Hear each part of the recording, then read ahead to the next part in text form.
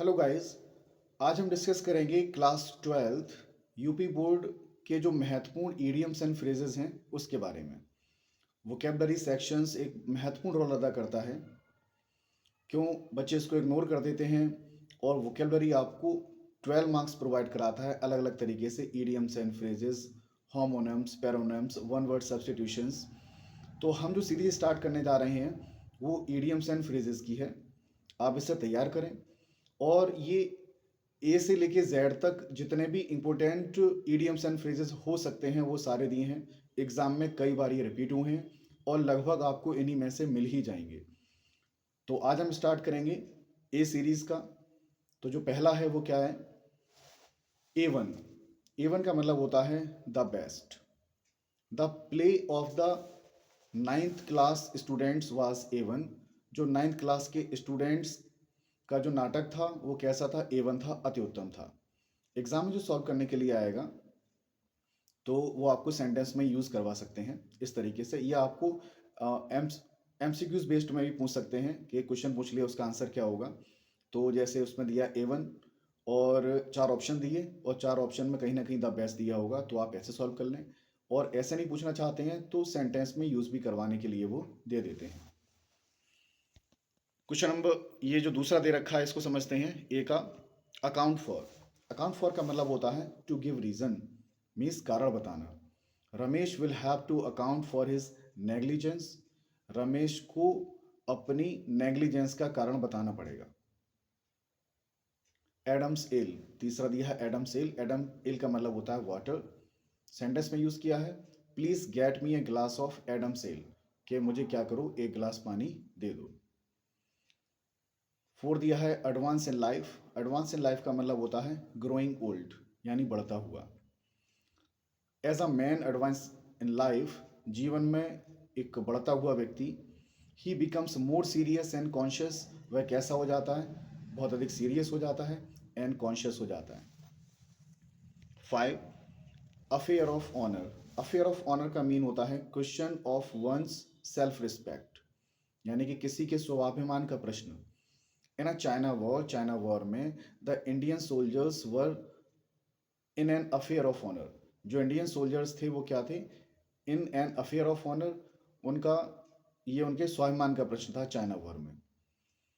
Next, against a rainy day, in preparation for hard days, यानी कि कठिन दिनों की पूर्व तैयारी, या हम कह सकते हैं मुसीबतों के दिन, ऐसे भी ध्यान में रख सकते हैं। It is wise to keep some money against the rainy day. ये बड़ी बुद्धिमानी होती है कि हमें कुछ पैसे को बचा कर रखना चाहिए। किसके लिए? अपनी कठिनाइयों के दिनों के लिए, मुसीबत के दिनों के लिए। 7 नंबर पर दिया है एयर वर्दी।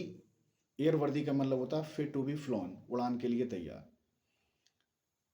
दिस एरोप्लेन इज एयर वर्दी, ये एरोप्लेन उड़ान के लिए तैयार है। All and sundry. All and sundry का मतलब होता है everyone. The law applies to all and sundry, ये जो कानून है वो अप्लाई होता है किस पर? सभी पर लागू होता है। Eight hominin. एट होमिन का मतलब होता है एक्सपर्ट, मतलब दक्ष। He is at home in English, वह इंग्लिश में कैसा है? एक्सपर्ट है। एट होम का मतलब होता है दक्ष है, वो दक्ष है।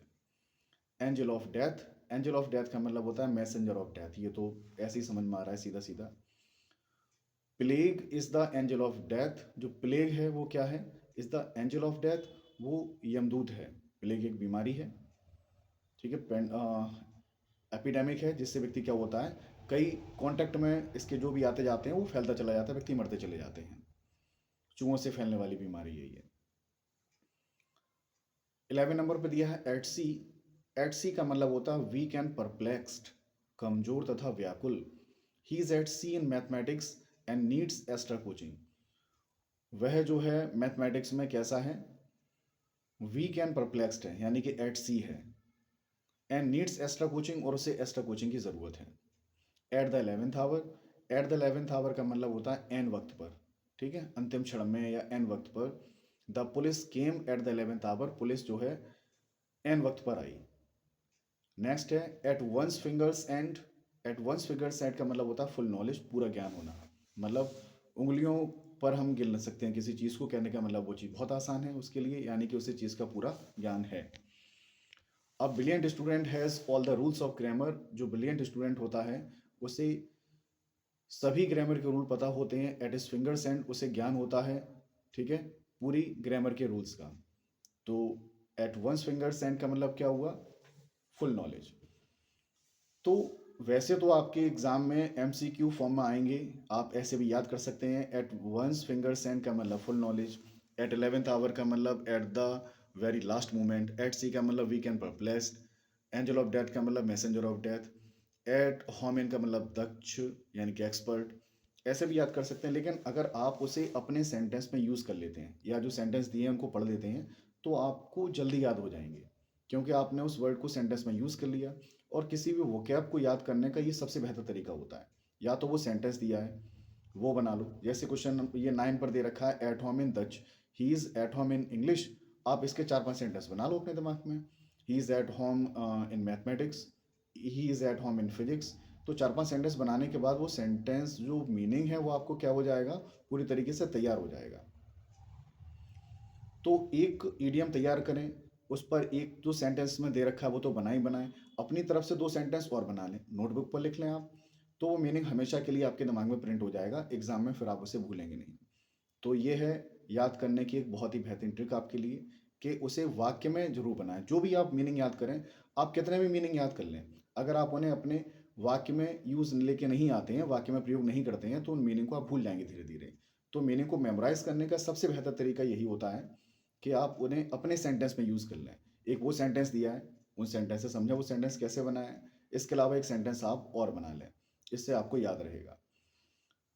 आप हमारे अपने प्रीवियस लेक्चर्स देखेंगे तो उसमें मैंने लेटर राइटिंग को भी कवर कराया है, इंपॉर्टेंट आर्टिकल राइटिंग भी कवर कराए हैं, जो आपको 10-10 मार्क्स प्रोवाइड कराते हैं।